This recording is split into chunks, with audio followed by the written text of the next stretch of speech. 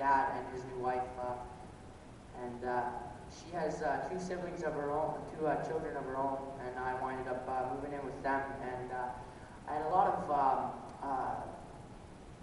I was picked on a lot by both of them, and they put down my mother and my family and my little sister, and that put me through a lot of hurt and pain. So I rebelled against them, and I rebelled against my father a lot, and always got into fights at school, and didn't have respect for any teachers, and didn't have respect for any authority. So as time progressed, I moved into grade 7, and by then I was smoking cigarettes, stealing cigarettes off my father, and going to school and hanging out with all the friends. I remember one morning we were hanging out in the spot where we smoked cigarettes, and I usually hung out with my cousins and stuff, my family members on my mom's side, and they were all these kids were standing in a circle, and I came up and I asked them what they were doing, and they were all smoking a joint, and it wasn't by peer pressure, actually, it was my own choice. My cousin who was standing beside me looked at me and said, I'm not going to make you do this unless you want to do it, right? And at first I said no, and then it went around the circle again, and it got to me again, and I just accepted it, and I took it, and life went from there. By grade 8, I was fully into smoking weed, and every day at lunchtime I'd go and get drunk at lunchtime and get high and go back to class and just pass out in the back of the classroom. And that just progressed. By grade 9, I started hanging out with older people and bigger people just for the protection and all that stuff, and made sure I never got hurt or beat up or anything. So that progressing, harder drugs progressed. I got introduced to ecstasy, and I did that for a certain amount of time, and then just party life just went on. By age 16, by this time I had ran away from my father's house and moved back with my mother.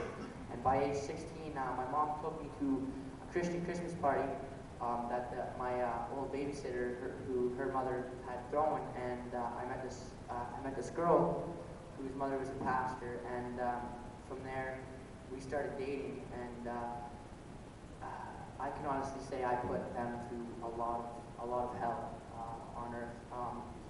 I treated both of them with disrespect, and they just treated me with love back, and I could not understand it. I could not understand the reason why they were giving me this love through all the things I've been through.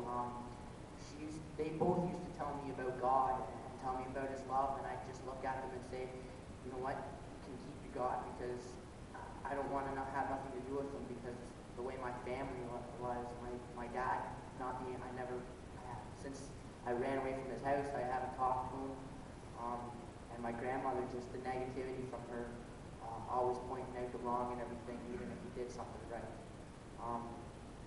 So throughout that time, I still did my drugs and everything, and this girl winded up breaking up with me, and that really devastated me because of the love she had shown me, and I got into a harder drug called cocaine. I spent 3 months in a bedroom with 2 other people at a crack dealer's house doing this drug, selling this drug, whatever I could do to get this drug. And I'd go out once a week to eat, all messed up on this drug. One day I finally got back together with this girl I practically begged her to get back with me, and she accepted me back with open arms, and everything started getting better, and I quit that drug and went back to smoking marijuana, and even with marijuana, it was bad. I started stealing money from my mom and just going into her purse and robbing her for almost everything she had just so I could get high. I was taking movies and DVDs out of the house and selling it. I can't explain how much stuff I sold for that drug. And then by the time by this time, I was introduced to Teen Challenge from my pastor. She has two friends who work in Teen Challenge Jamaica, and they told me about Teen Challenge, and I said, well, I'd give it a try. So I went for my interview, and at this time, I was accepted into the program, and I was asked by the intake coordinator if I wanted to go to the Calgary Teen Challenge because I was 17 at the time, and that's the only program that will take you in when you're 17 years old. And I said no because I didn't want to be that far away from home. So I went back out and I started living my life again.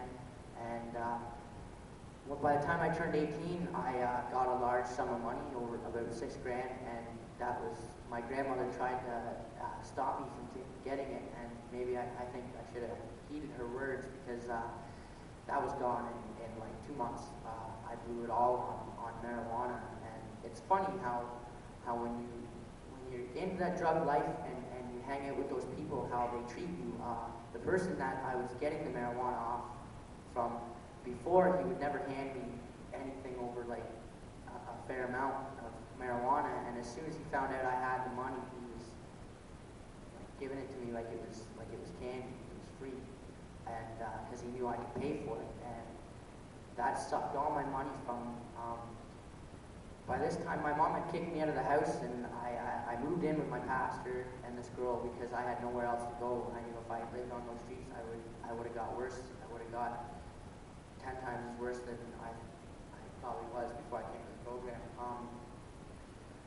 So the 2 weeks I stayed on the streets, I stayed at my pastor's house. She always got me to phone nonstop. She would never let me leave her house unless I phoned Teen Challenge. So I finally just kept phoning, and they finally phoned me back and said they had a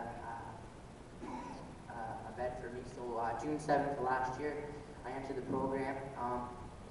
July 7th of last year, I rededicated my life to God, and ever since then it's been awesome. My relationship with this girl is much better than ever. God is working everything together for good.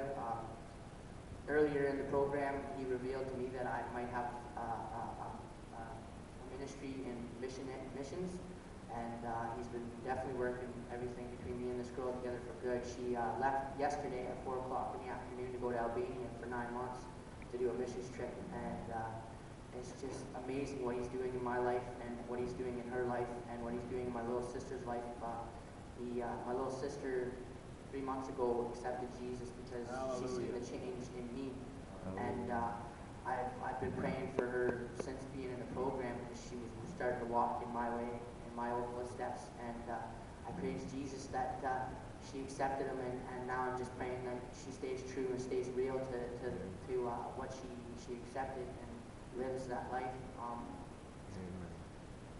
I'm not quite sure what I'm planning to do after the program.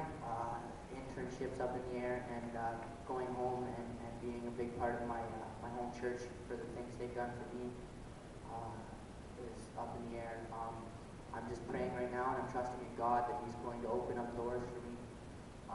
The scripture I'd like to leave you with is 1 Peter 2:25. It goes, I can't remember it right off by heart, but it goes, you were like lost sheep, lost from the flock, and now you come back to the shepherd of your soul. So I thank you very much for welcoming us to your church. Thank you.